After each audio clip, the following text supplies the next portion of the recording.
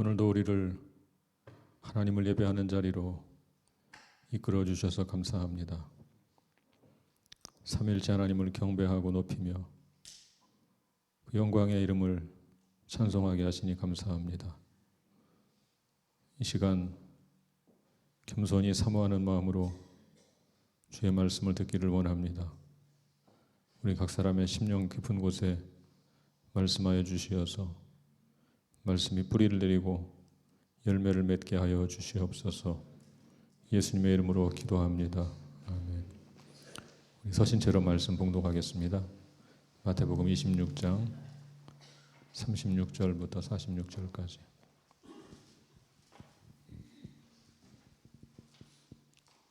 마태복음 26장 36절부터 46절입니다. 제가 먼저 읽겠습니다.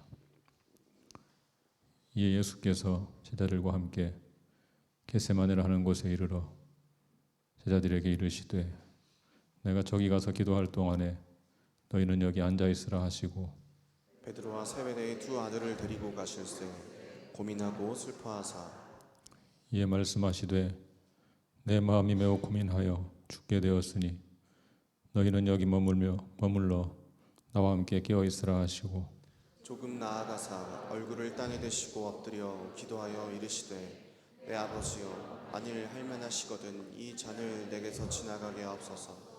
그러나 나의 원대로 마시옵고 아버지의 원대로 하옵소서 하시고 제자들에게 오사 그 자는 것을 보시고 베드로에게 말씀하시되 너희가 나와 함께 한 시간도 이렇게 깨어 있을 수 없더냐. 시험에 들지 않게 깨어 기도하라. 마음에는 원이로되 육신이 약하도다 하시고 다시 두 번째 나아가 기도하여 이르시되 내 아버지여 만일 내가 마시지 않고는 이 잔이 내게서 지나갈 수 없거든 아버지의 원대로 되기를 원하나이다 하시고 다시 오사 보신즉 그들이 자니 이는 그들의 눈이 피곤함일러라. 또 그들을 두시고 나아가 세 번째 같은 말씀으로 기도하신 후 이에 제자들에게 오사 이르시되 이제는 자고 쉬라. 보라 때가 가까이 왔으니 인자가 죄인의 손에 팔리느니라. 다 같이 일어나라 함께 가자. 보라 나를 파는 자가 가까이 왔느니라. 아멘. 자리에 앉으시겠습니다.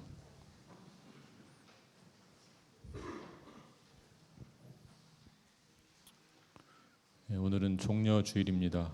종려주일은 예수님께서 예루살렘에 입성하실 때 사람들이 종려가지를 흔들며 환영했던 것에서 유래되었습니다. 예루살렘에 들어가신 예수님은 왕으로 환영받는 것처럼 입성했지만 곧 십자가의 고난을 직면하십니다. 오늘은 그 중에서 십자가를 앞두고 겟세마네에서 기도하셨던 내용을 말씀드리려고 합니다. 제가 늘 반복하는 것이지만 성경을 이해할 때 문맥을 살피는 것이 중요합니다. 한 책 전체 어떤 흐름 속에서 나온 말씀인지 또 그 장의 어떤 내용 속에서 나온 말씀인지 살피고 말씀을 보는 것이 중요하기 때문에 다시 한번 서론을 반복해서 말씀을 드립니다. 마태복음 1장과 2장은 메시아의 탄생을 다루고 있습니다. 3장과 4장은 예수님의 사역 준비와 사역 시작을 다룹니다. 4장 마지막 부분에서 예수님의 삼중 사역이 소개가 됩니다. 가르치시고 고치시고 전파하시고 세 가지가 나오죠. 그 세 가지 사역이 5장부터 10장까지 쭉 이어집니다. 5, 6, 7장은 산상수훈입니다. 예수님의 가르치는 사역을 보여주고 있습니다. 8장과 9장은 여러 기적들을 통해서 고치는 사역, 치유하는 사역을 보여주고 있습니다. 10장은 예수님의 복음 전파를 통해서 전파하시는 사역을 보여주고 있습니다. 그렇게 삼중 사역이 끝나면 예수님의 메시아적 사역에 대한 사람들의 다양한 반응이 나옵니다. 반응 중에 절정에 해당하는 것은 베드로의 신앙 고백이라고 말씀을 드렸습니다. 주는 그리스도시요 살아계신 하나님의 아들이십니다. 고백이 절정을 이루고 있죠. 그 고백이 지나면 예수님의 갈릴리 사역, 유대 사역을 거쳐서 마지막 예수님의 죽음과 부활로 마태복음은 끝을 맺게 됩니다.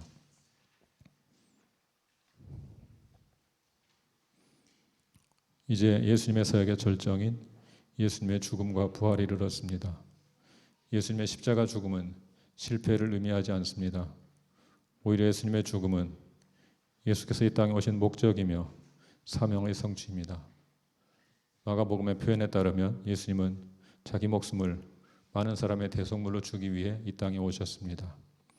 이제 오늘 본문이 들어있는 마태복음 26장의 내용을 잠시 살펴보겠습니다. 먼저 26장은 종교 지도자들이 예수님을 죽이려고 모의하는 내용으로 시작이 됩니다. 그리고 예수님 머리에 향유를 붓는 여인이 등장하고 최후의 만찬이 이어집니다. 그 최후의 만찬 자리에서 베드로가 예수님을 부인할 것을 예언하시는 내용이 또 나옵니다. 그리고 겟세마네에서 기도하시는 장면으로 이어지고요. 오늘 본문에 해당됩니다. 기도하신 후에 예수님이 잡히시고 공회 앞에 서시고 마지막 26장의 마무리는 베드로가 그 예수님을 부인하는 것으로 마무리가 되고 있습니다. 이제 겟세마네 기도에 대한 말씀을 한 절씩 살펴보겠습니다. 36절을 먼저 같이 읽어보겠습니다. 우리 36절 같이 읽겠습니다. 시작. 이 예수께서 제자들과 함께 겟세마네라는 곳에 이르러 제자들에게 이르시되 내가 저기 가서 기도할 동안에 너희는 여기 앉아 있으라 하시고, 예수님은 제자들과 함께 겟세마네라고 부르는 한 장소에 이릅니다. 겟세마네 그 말은 올리브 기름틀, 오일 프레스를 가리킵니다.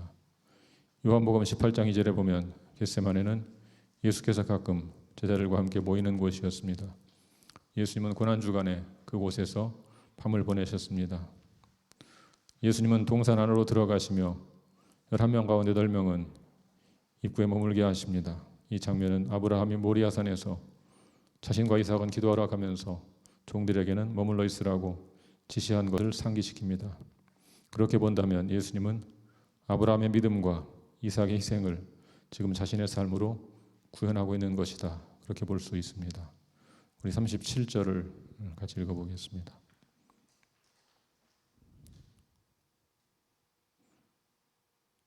(37절) 시작. 베드로와 세베대의 두 아들을 데리고 가실새 고민하고 슬퍼하사. 예수님은 11명의 제자 가운데 3명만 데리고 기도하러 가십니다. 세베대 아들들은 야고보와 요한을 가리킵니다. 베드로가 이 사건의 중심 인물이기 때문에 그의 이름만 구체적으로 언급되었습니다. 예수님은 고민하고 슬퍼하셨습니다. 고민하고 슬퍼했다는 두 개의 동사는 예수께서 당하신 고통을, 그 무게를 잘 보여주고 있습니다. 예수님은 자신이 십자가의 죽음을 이루셨다는 사실을 잘 알고 있습니다. 그럼에도 불구하고 그분은 인성을 가진 인간으로서 마음에 고민하며 슬퍼하십니다. 예수께서 이토록 고통스러워하신 이유는 단순히 죽음 때문만은 아닙니다. 오히려 그것보다는 온 세상의 죄를 짊어진 채 하나님과의 교제가 단절된다는 사실 때문이었습니다. 38절을 보겠습니다. 38절 시작. 이에 말씀하시되 내 마음이 매우 고민하여 죽게 되었으니 너희는 여기 머물러 나와 함께 깨어 있으라 하시고, 내 마음이 매우 고민하여 죽게 되었다. 그 말은 죽을 정도까지 고통을 느끼고 있다. 그런 말입니다. 그런 상황에서 예수님은 제자들에게 자신과 함께 깨어 있어달라고 요청하십니다. 깨어 있으라. 그 말은 인내하는 기도를 뜻하는 것입니다. 인내하는 기도. 예수님은 자신이 고통 가운데 기도하는 동안 제자들도 기도함으로 이 고통을 함께 견뎌 줄 것을 요청하십니다. 우리 39절을 보겠습니다. 39절 시작. 조금 나아가사 얼굴을 땅에 대시고 엎드려 기도하여 이르시되 내 아버지여, 만일 할만하시거든 이 잔을 내게서 지나가게 하옵소서. 그러나 나의 원대로 마시옵고 아버지의 원대로 하옵소서 하시고.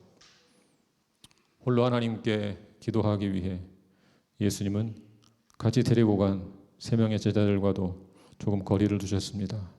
예수님은 얼굴을 땅에 대시고 엎드려 기도하셨습니다. 예수님은 먼저 내 아버지여 라는 말로 기도를 시작하십니다. 이 표현은 예수님과 하나님의 친밀한 관계를 잘 보여줍니다. 만일 할만하시거든, 그 말은 사실에 대한 가정을 가리킵니다. 그 말은 곧 하나님께서 마음만 먹으면 실제로 그렇게 할 수 있다는 말입니다. 물론 기도의 끝에서 그것이 하나님의 뜻이 아니라는 사실이 잘 드러나고 있습니다.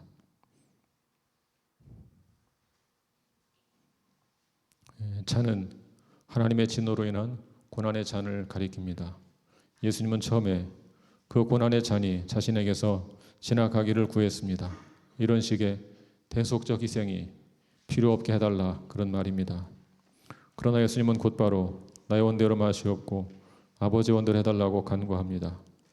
이 잔이 지나가기를 원하지만 사실 예수님의 더 큰 열망은 하나님의 뜻이 온전히 성취되는 것입니다. 예수님은 자신의 죽음이 인류 구원을 위한 하나님의 계획이라는 사실을 아시고 결국 하나님의 뜻에 순복하십니다. 우리 40절을 계속 보겠습니다. 40절 시작. 제자들에게 오사 그 자는 것을 보시고 베드로에게 말씀하시되 너희가 나와 함께 한 시간도 이렇게 깨어 있을 수 없더냐. 예수님은 제자들에게 함께 깨어 기도해달라고 부탁하셨지만 제자들은 잠을 자고 말았습니다. 예수님은 세 명의 제자들을 대표해서 베드로에게 말씀하십니다. 너희가 나와 함께 한 시간도 이렇게 깨어 있을 수 없더냐. 잠이 쏟아지기 시작하면 그 누구도 막기 어렵지만 지금은 잠을 잘 때가 아닙니다. 성전을 지키는 사람들은 임무를 수행하다가 잠이 들면 벌거벗은 채 수치스럽게 집으로 보내졌습니다. 그 정도로 엄중하게 본 것입니다. 지금 제자들은 그런 정도의 엄중한 태도로 깨어 있어야 했습니다. 그런데 제자들은 그렇게 하지 못했습니다. 깨어 있지 못했습니다. 여기서 한 시간은 문자적으로 한 시간은 아닐 것입니다. 예수님은 오랫동안 자신의 온 힘을 다 쏟아 기도하셨습니다. 39절에 있는 기도의 내용은 분명히 예수님의 기도를 짧게 요약한 내용일 것입니다. 예수님은 긴 시간 동안 간절히 기도하셨습니다. 우리 41절을 보겠습니다. 41절 시작. 시험에 들지 않게 깨어 기도하라. 마음에는 원이로되 육신이 약하도다 하시고. 이 깨어 기도하라는 문장에 두 개의 단어는 모두 현재 명령법으로 되어 있습니다. 그것은 곧 지속적인 경계와 기도를 강조하는 것입니다. 예수님은 경계하라고 말씀하셨고 그 경계 구체적인 방법으로 기도하라고 말씀하셨습니다. 신학자 브루너는 이 말씀을 이렇게 번역했습니다. 깨어 있어서 너희의 기도를 계속하라. 깨어 있어서 너희의 기도를 계속하라. 너희가 유혹으로 직행하지 않도록. 너희가 유혹으로 직행하지 않도록. 시험에 들지 않게, 그 말은 너희가 유혹에 굴복하고 지지 않기 위해서, 그런 뜻입니다. 예수님은 이미 제자들이 패할 것을 예언하셨습니다. 이런 실패가 습관적인 것이 되지 않으려면 기도해야 합니다. 그래서 예수님은 시험에 들지 않게 깨어 기도하라 당부하신 것입니다. 시험에 들지 않는 방법은 사실 단순합니다. 그것은 바로 늘 경계하며 기도하는 것입니다. 마음에는 원이로되 육신이 약하다. 의미는 분명하죠. 제자들은 마음으로는 순종하기를 원합니다.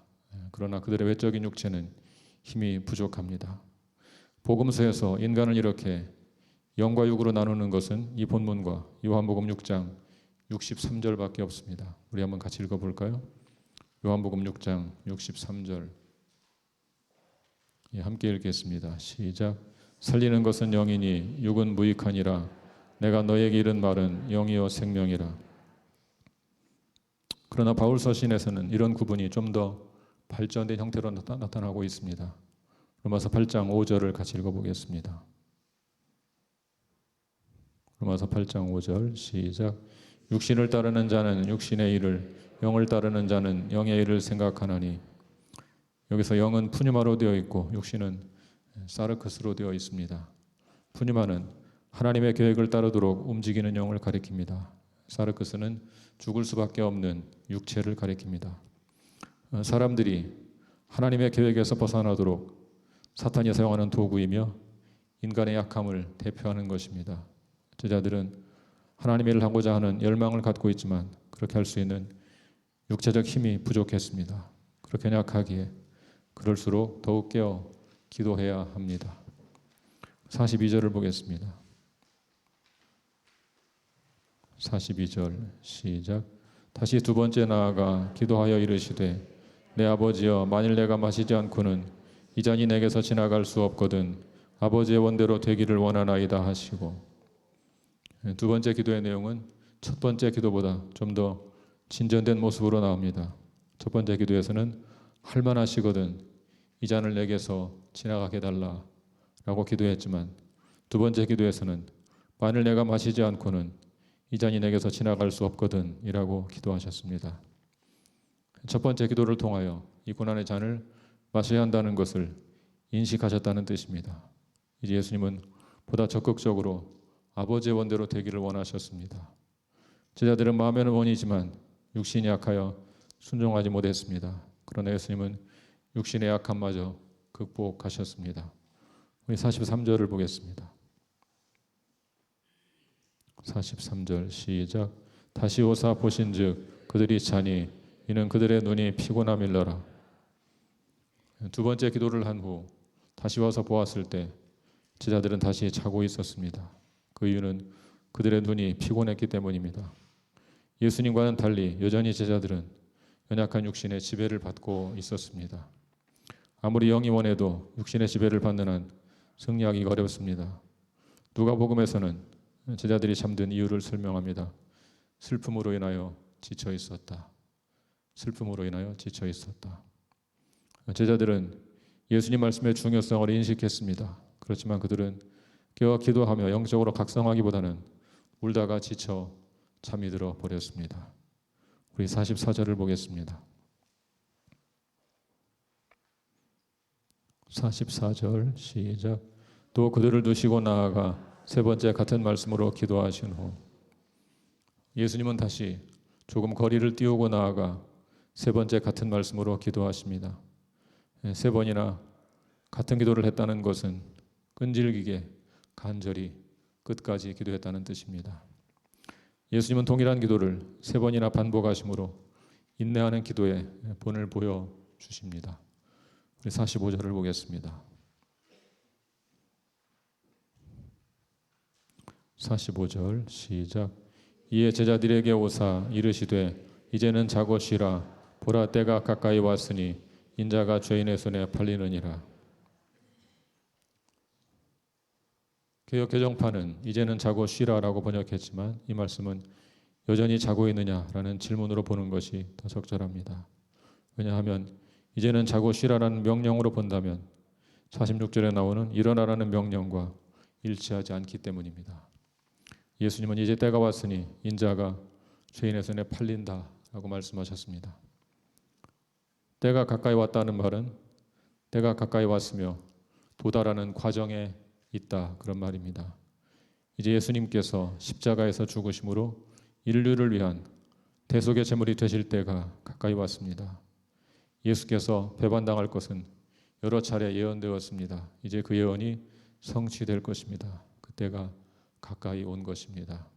마지막 46절을 보겠습니다.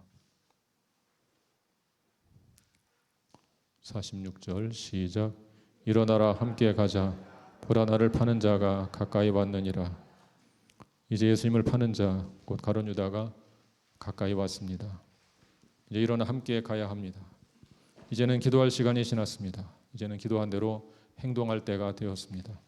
기도하는 것도 다 때가 있습니다. 이제는 기도할 때가 지나고 행동할 때가 되었습니다. 예수님은 시험을 이기고 승리하셨습니다. 이 십자가 고난의 잔을 피하지 않고 받으셨습니다. 그러나 예수께서 십자가를 지실 때 베드로는 예수님을 부인하고 도망갔습니다. 그렇다면 예수님은 승리하셨는데 제자들은 실패한 이유가 무엇일까요? 이 문제에 대한 답을 찾으려면 겟세마네와 골고다의 관계를 생각해 보아야 합니다. 예수님은 겟세마네에서 간절히 기도하셨습니다. 예수님의 기도에는 하나님이시지만 동시에 사람이신 예수님의 인간적인 면모까지 잘 드러납니다. 예수님은 심히 고통스러워하면서 이 잔이 지나가게 해달라고 기도하셨습니다. 그러나 결국 기도 가운데 하나님의 뜻을 깨닫고 순종하기로 결단하십니다. 그 고통스러웠던 기도의 과정이 있기에 골고다의 더 힘든 고통을 견딜 수 있었습니다. 겟세마네와 골고다 가운데 어디가 더 고통스러울까요? 두말할 필요도 없이 골고다가 더 고통스럽습니다. 그런데 예수님은 골고다의 고통을 묵묵히 견디십니다. 겟세마네의 고통을 먼저 통과하셨기 때문입니다. 겟세마네에서 하나님의 뜻을 확인하는 시간을 거쳤기 때문에 고통스러운 골고다의 십자가를 견딜 수 있었던 것입니다. 그렇다면 제자들은 어떨까요? 예수님의 제자들은 겟세마네에서 기도하지 못했습니다. 그들은 그저 울다 지쳐 잠이 들었습니다. 기도해야 할 시간에 기도하지 못했습니다. 예수님께서 깨워 기도하라고 여러 차례 깨웠지만 일어나지 못했습니다. 예수님께서 깨워 기도하라고 하신 것은 예수님을 위한 것이기도 하지만 실상은 제자들 자신을 위한 것이었습니다. 자신들이 다가올 시험에서 승리할 수 있도록 깨어 기도하라고 미리 권면하신 것입니다. 그러나 제자들은 깨어 기도하지 못했습니다. 그저 한결같이 잠에 빠졌습니다. 그 결과 어떻게 되었습니까? 제자들은 골고다에서 승리하지 못했습니다. 그들은 모두 도망가고 말았습니다. 겟세마네와 골고다는 이렇게 서로 밀접한 관계를 맺고 있습니다. 겟세마네에서 엎드린 사람이 골고다에서 승리합니다. 우리의 신앙생활도 마찬가지입니다. 평소 늘 깨어 기도한 사람이 갑자기 닥쳐온 시험에서 승리할 수 있는 것입니다. 이것이 바로 일상에서 말씀과 기도 가운데 깨어있는 삶을 살아야 하는 이유입니다. 가만히 살펴보시기 바랍니다. 동일한 시험을 당해도 승리하는 사람이 있고 넘어지는 사람이 있습니다. 고난을 통하여 믿음이 자라는 사람이 있고 넘어지는 사람이 있습니다. 기도해야 할 때 기도하지 못하면 영적 싸움의 때 승리할 수 없습니다. 매일 매 순간 주님의 뜻이 무엇인지 기도 가운데 묻고 또 물어야 합니다. 그렇게 기도 가운데 주의 뜻을 확인한 사람은 고난이 와도 견딜 수 있습니다. 사랑하는 여러분, 겟세마네에서 기도하십시오. 그래야 골고다에서 승리할 수 있습니다. 존 버년의 철로 역정을 보면 크리스찬이 천국을 향해 걷는 과정에서 다양한 어려움을 만납니다. 각 단계를 따로따로 보면 믿음으로 승리하는 것이 불가능한 것처럼 보입니다. 처음에 크리스찬이 길을 떠날 때 고집쟁이와 온순이라는 동료가 있었습니다. 고집쟁이는 처음부터 동행하지 않고 온순은 처음에 동행하다가 금방 돌아가 버립니다.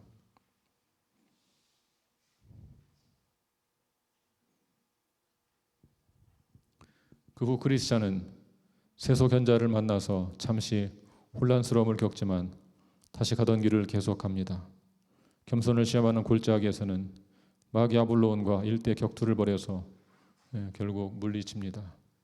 사망의 음침한 골짜기에서는 깊은 낙심에 빠집니다. 그러나 결국 성령의 도우심으로 다시 그곳을 통과하게 됩니다.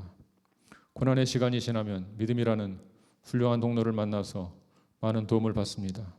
겉으로만 믿음이 좋은 척 허풍 떠는 허영의 시장에서는 믿음이라는 동료가 순교를 당하는 아픔을 겪기도 합니다.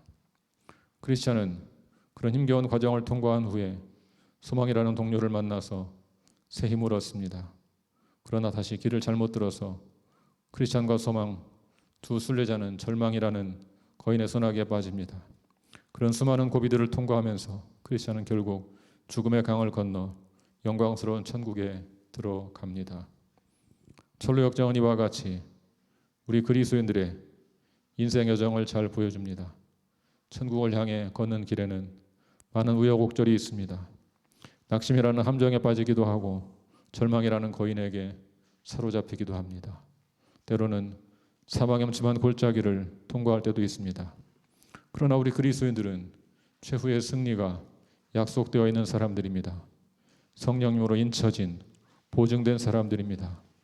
여기서 인자는 도장인입니다. 성령께서 도장을 찍어서 너는 내 것이라, 너는 내 것이라 보증해 준 것입니다. 사랑하는 여러분, 이제 최후의 승리를 얻는 자가 되기 위해서 새로운 마음으로 신앙의 순례길을 다시 출발하시기 바랍니다. 베드로처럼 장담하는 자가 되지 마십시오. 그것은 주님을 신뢰하는 것이 아니라 자신을 신뢰하는 것입니다. 자신을 신뢰하는 자는 최후의 승리자가 될 수 없습니다. 베드로는 그 후 회개하고 돌이켰기에 신앙 순례의 길에서 마지막에 승리자가 되었습니다. 우리가 참으로 연약한 존재라는 사실을 인정하고 우리 연약함을 도우시는 성령님을 의지하시기 바랍니다. 우리 함께 로마서 8장 26절을 읽어보겠습니다.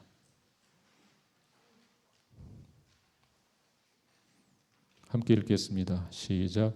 이와 같이 성령도 우리 연약함을 도우시나니 우리는 마땅히 기도할 바를 알지 못하나 오직 성령이 말할 수 없는 탄식으로 우리를 위하여 친히 간구하시느니라. 성령께서 말할 수 없는 탄식으로 우리를 위해 친히 간구한다는 사실을 기억하십시오. 또한 누군가 여러분을 위해서 함께 기도하고 있다는 사실을 기억하십시오. 여러분을 인도하는 목사가, 목자가, 돕는 멘토가, 여러 형제와 자매들이, 부모, 형제 등 가족들이 여러분을 위해서 늘 기도한다는 사실을 기억하십시오. 시험에 들지 않게 깨어 기도하십시오. 고난의 날에 승리자가 되기 위해 지금은 엎드려 기도하기를 힘쓰시기 바랍니다. 겟세마네에서 기도하여 골고다에서 승리하는 저 여러분 모두가 될 수 있기를 우리 주 예수 그리스도의 이름으로 간절히 축원합니다. 함께 기도하겠습니다.